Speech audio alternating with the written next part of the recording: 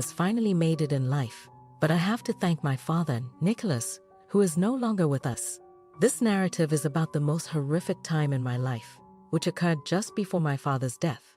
My mother died when I was 4 years old. My father has since taken care of me and my brother Isaac. Isaac stopped communicating with us as soon as he reached 21. He didn't want to work and wanted his father to support him and his then-girlfriend Zoe. Yes, Dad is wealthy, but it's the principle that counts. Dad refused and ejected him. Since then, it's just been me and my father. I had a lot of hopes and goals when I left for college.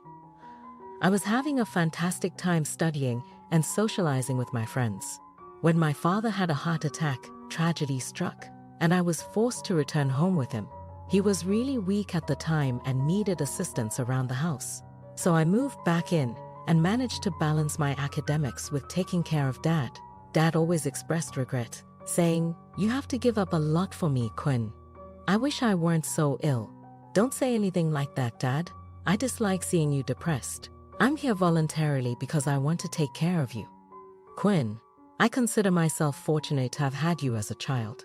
I'm not sure what went wrong with Isaac. He no longer contacts me or shows any interest in me." Dad was always upset about Isaac's absence. I contacted Isaac when he became ill and explained the situation to him. I also informed Zoe, who had recently married Isaac. They never called or texted back. Dad was upset, and I wanted to be his support so that the agony would be lessened. However, Dad's condition worsened, and he suffered a second stroke, which immobilized him and rendered him bedridden. I contacted Isaac and spoke to him until he said he was coming. Isaac and Zoe arrived with their stuff and pledged to stay. They wanted to take care of Dad. Trust me, folks, both me and my dad were overjoyed.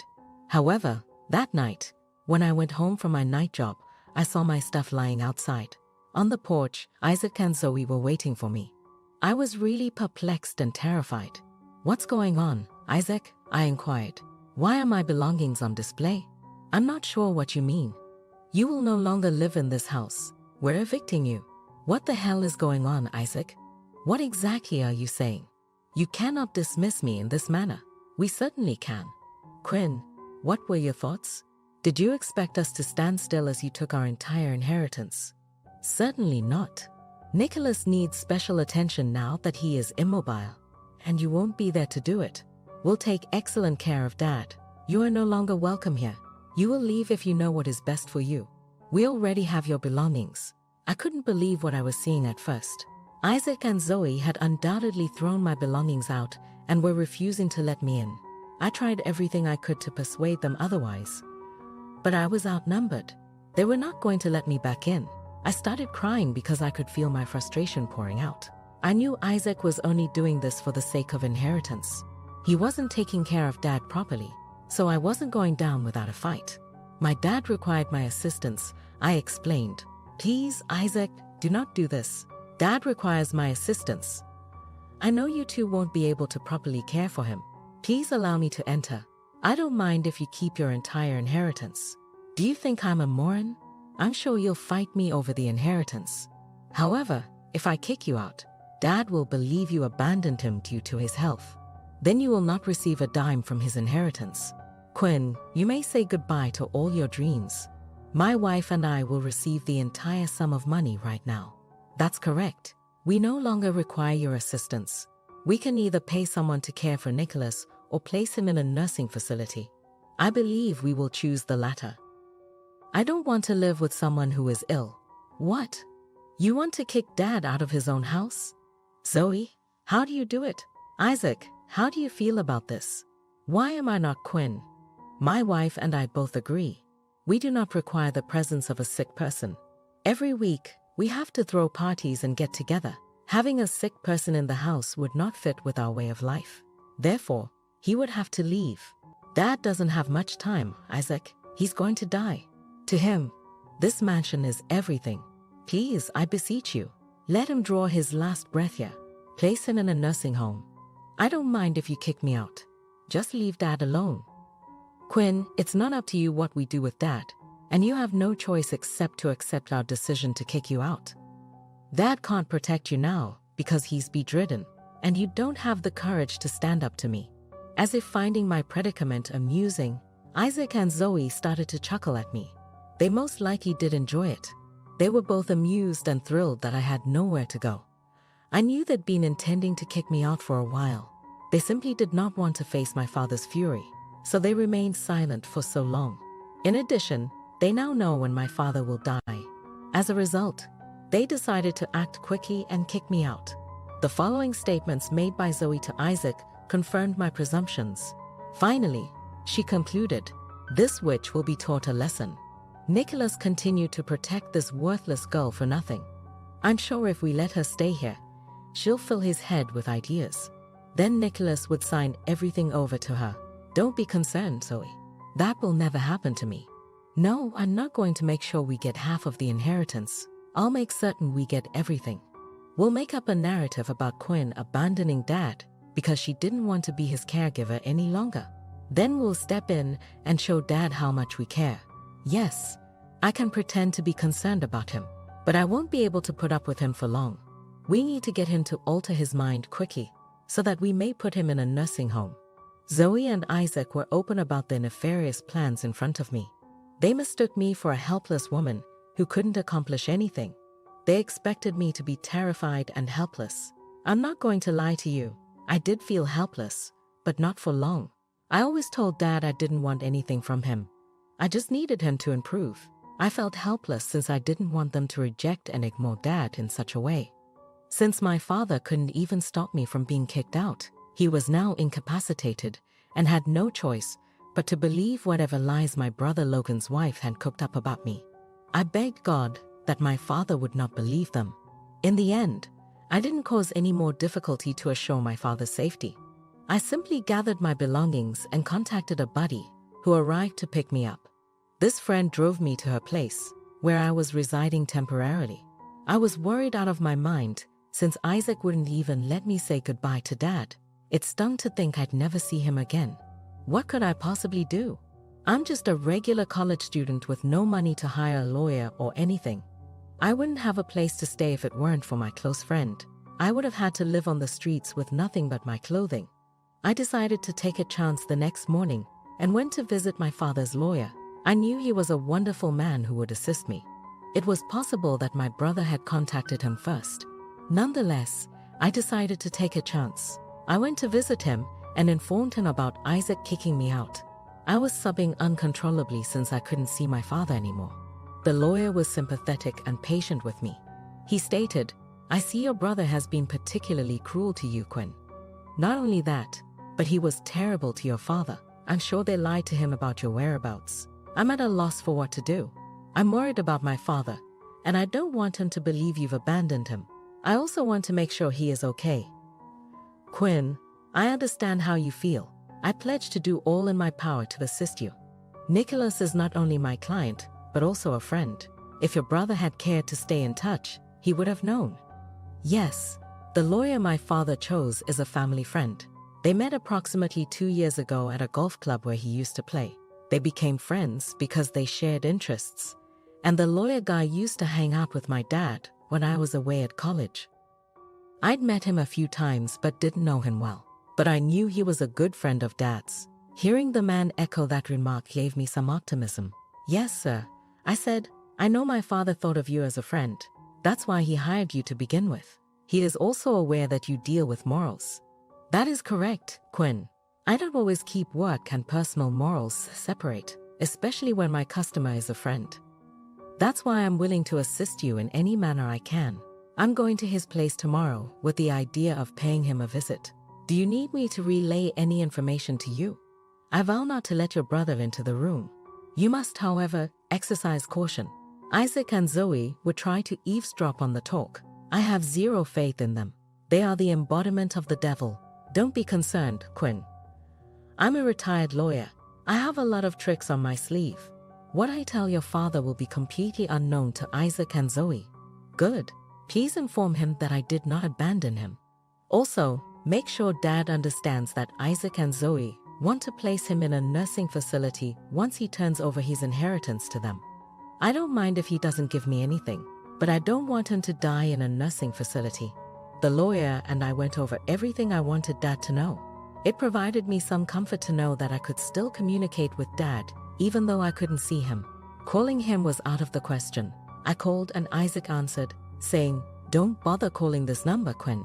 I took Dad's phone away. I've kept him away from his phone since he suffered a nasty stroke and doesn't need any extra stress. You're telling the truth, Isaac. You stole Dad's phone, so he wouldn't find out the truth. Return the phone to Dad, Isaac. It is his own property. You have no right to keep it as a hostage. Quinn, you have no say in the matter. Remember, you were the one who fled while I stayed to look after Dad. Whatever happened, everyone would be aware of this truth. Dad is obviously distressed. Please, Isaac, I'm pleading with you. Allow me to speak with Dad. I can't bear the thought that he believes I abandoned him. Isaac, please. I swear not to mention my ancestors. I'm not convinced. I'm no longer taking chances. All of his phone calls will be routed through me. Dad is only permitted to contact his lawyer in order to amend his will. No one else will be able to speak with him. You are free to do whatever you want when he dies. I swear, I won't even disrupt the funeral. That's how callous my brother was toward me. Believe me, I didn't want to communicate with the lawyer behind his back. That's why, before making any decisions, I called Dad and spoke with Isaac. When I realized Isaac was essentially removing all forms of connection with Dad, I knew I had to act. That's when I decided to meet with the lawyer. I will be eternally grateful to him because he promised to assist me.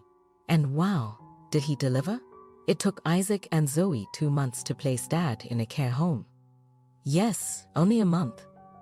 Do you understand why? I'll explain. But first, let me share some wonderful news. Dad was able to reach me through the nursing home workers because he was now in the nursing home. Dad was still speaking clearly, so Isaac and Zoe couldn't have prevented the staff from hearing him. They weren't going to visit Dad anyway because their plan had already been accomplished. When I met my father, he told me that I had signed everything over to Isaac and Zoe. That is why they evicted me from the residence. When those two fools told me you abandoned me, I didn't believe them. My lawyer's explanation of their plan only confirmed my concerns. Why did you sign everything over to Isaac and Zoe, Dad? You could have waited a bit longer because you signed over everything that got you here. I instructed your lawyer to warn you. Quinn, he did warn me. I took the deliberate decision to grant Isaac's wish in order for him to place me here.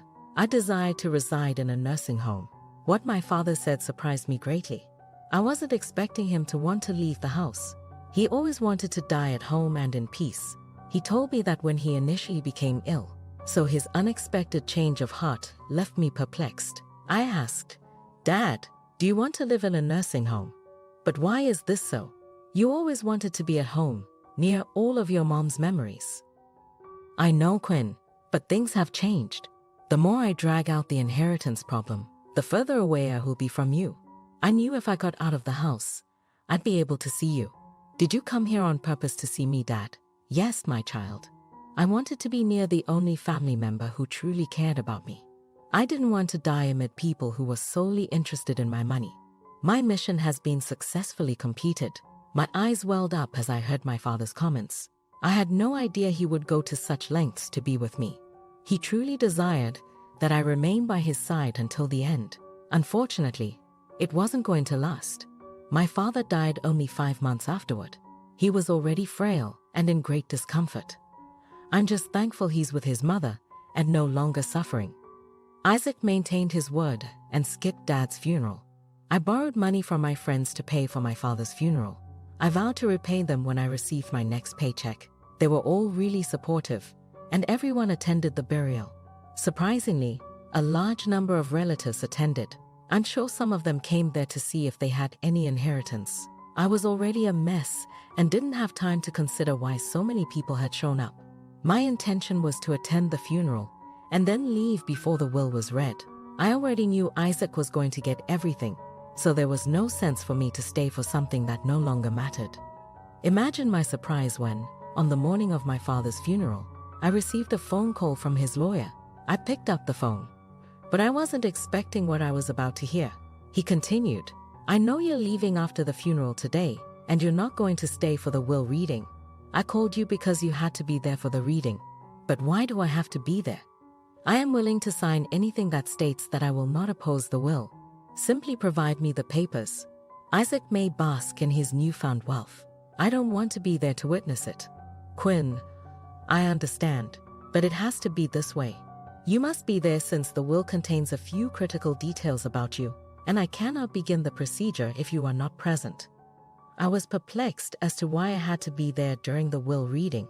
It wasn't like I was getting anything out of it. Maybe Dad wanted to give me some sentimental objects, so I wouldn't be able to fight the will. I was perplexed, but I didn't think much of it. The funeral was more important, so I departed with my friend and went to my father's funeral without thinking about what the lawyer had said. The funeral was lovely. Many of my father's friends attended and delivered moving comments. I, too, gave a speech but had to stop because I was crying. Isaac and Zoe were present and appeared to be bored the entire time. When asked, they refused to give a speech. After the funeral, Isaac and Zoe dashed to the lawyer to inquire about the inheritance difficulties. Imagine their amazement when the lawyer informed them that the will had to be read out in front of everyone. They were perplexed, but they decided to wait it out. When the lawyer finally read the will, something surprising emerged that left me perplexed. Dad left me everything, but only $1,000 for Isaac. Isaac and Zoe burst out laughing in front of everyone as soon as the will was read. They began to yell and exclaim, "This is impossible.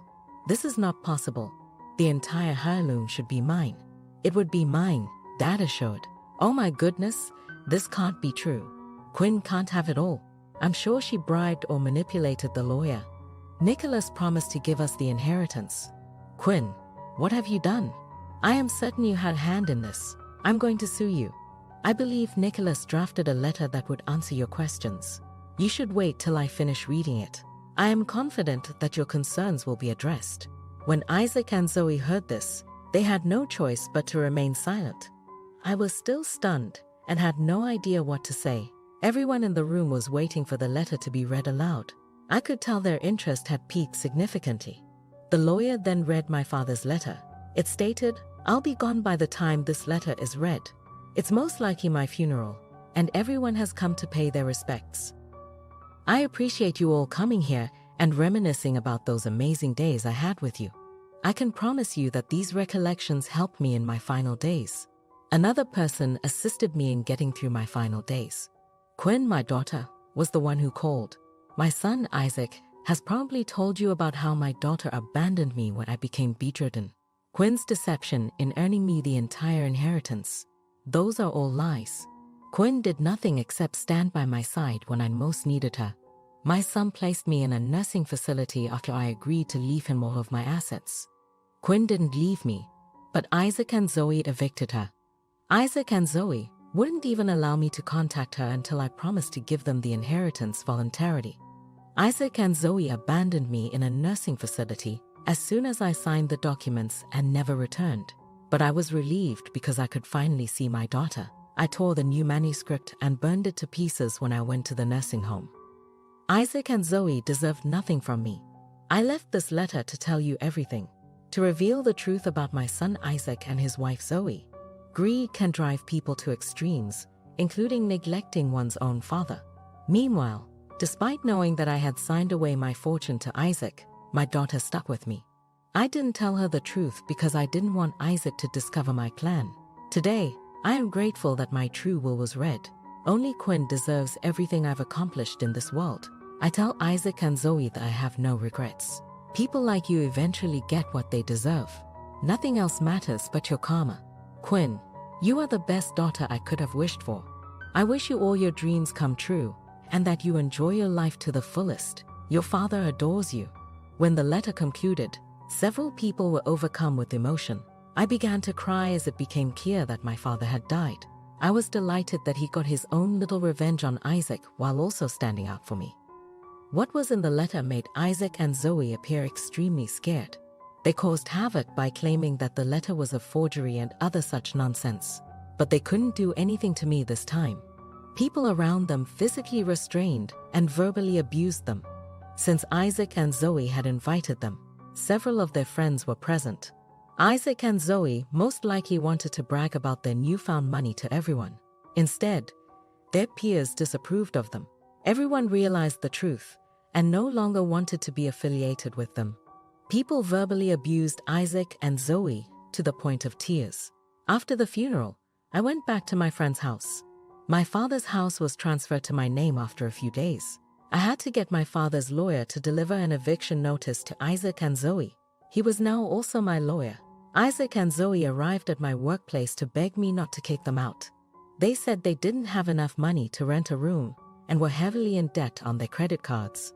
So not only was my brother nasty, but he was also ignorant. He believed that because he was receiving a large legacy, they could take out large loans and begin to live a luxury lifestyle even before his father died.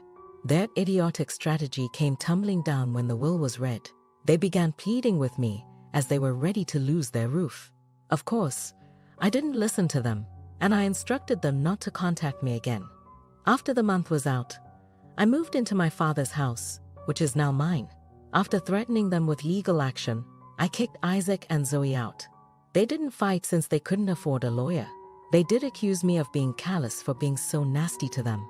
I reminded them of how heartlessly they had kicked me out 8 months before. That quickly silenced them. They sobbed and departed, but they continued to blow up my phone until I blocked them. Now I've started an excellent job near my house, and I'm seeing someone. I can see that my life is getting back on track, and I owe it to my father to do me one last great favor before joining my mother in heaven.